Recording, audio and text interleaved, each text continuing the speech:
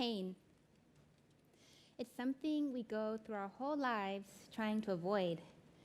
From the acute pain of a burn or a cut, to the chronic pain of cancer, to the psychic pain of depression. But perhaps the pain that hurts the worst is a social pain. It's the pain of isolation, of being excluded, of being an outsider. Now, I've been an outsider many times in my life. I'm a Black, Jewish woman, psychiatrist, neuroscientist, immunologist. I've never really fit in. But I'm here to tell you that there's a power in coming in from the outside. It can help you to make connections and to generate insight. And I want to tell you a story about how I came into the outside to science and made connections between pain and the immune system and why that's important for women. So one day when I was in graduate school, my best friend called me and told me that she had lupus. And my heart sank because I knew what that meant. Lupus is an autoimmune disorder. That's a disease where the immune system, instead of doing its job, fighting off infection, instead attacks the body, and it causes all sorts of problems. The only treatments we have are these powerful immunosuppressants that sometimes can be worse than the actual disease. And over the years, I've watched my friend lose her hair, get skin problems, breathing problems, and sometimes have pain so bad she couldn't get out of bed. And yet, throughout this all, she has had the most wonderful, positive attitude. She's incredibly resilient. She goes out and has adventures.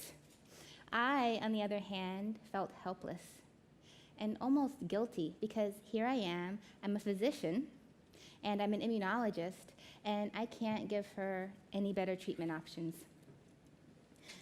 So my friend's story is not unusual. Lupus is a disease that affects 9 times more women than men. For every 9 women that get it, 1 man gets it. And indeed, over 80% of all autoimmune disease occurs in women. Autoimmunity isn't the only disorder that happens more to women.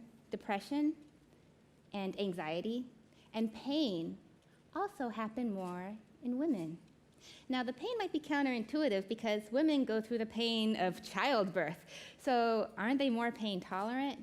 That's actually not the case. Women report pain more, and their pain neurons are more sensitive. I started to get really interested in this problem of pain as a psychiatrist and seeing so many women come sent to me from physicians because they couldn't find a cause for the pain. And I got interested in the molecular basis, and I was surprised to find that pain and the immune system are tightly linked. So our neurons and our immune cells talk to each other in almost every single organ of the body.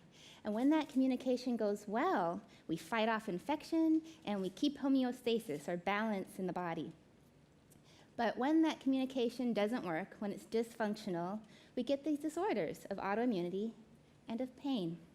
We've been studying this for such a long time, I started to wonder, why don't we understand these disorders better? And why don't we understand why they happen more in women?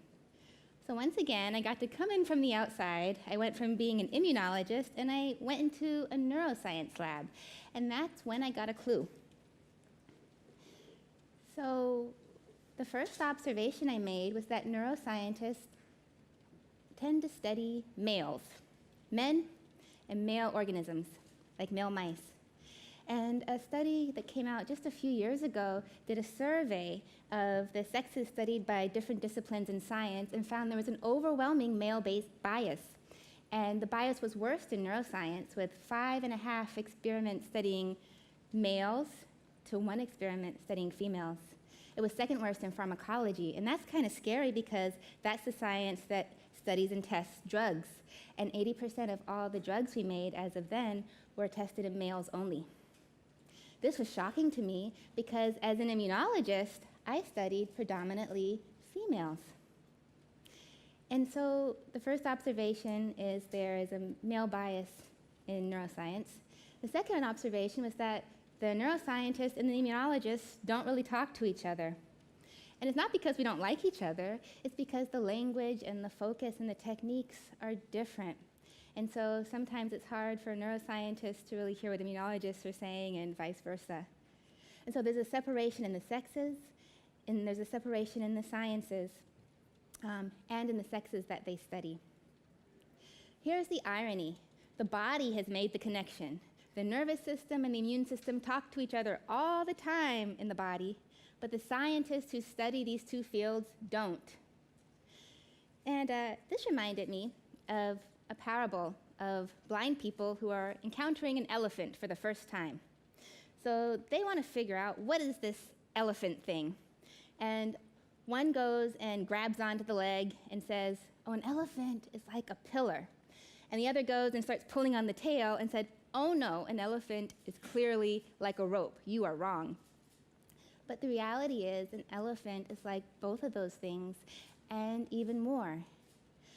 So how do we fix this problem? How do we tell the true nature of the elephant?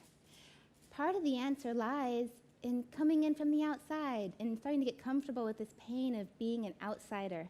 I was able to make these observations precisely because I came in as an immunologist into neuroscience, and moreover, because I was a black woman that was more likely to suffer from these disorders. So more and more of us are starting to connect. We're starting to talk. And this connection is actually generating insight. We're using words like neuroimmune system. And as we talk more and more, we're generating more insight into the nature of pain. And I believe this is going to help us find treatments for both men and women. So this story of neuroscience and immunology is just an example. There are many, many, many elephants out there. Some of you may be dealing with elephants in your own lives. So I would say, be fearless, cross boundaries, jump into a new field, try something you've never tried before, be curious about another perspective, and welcome those in who are of different backgrounds.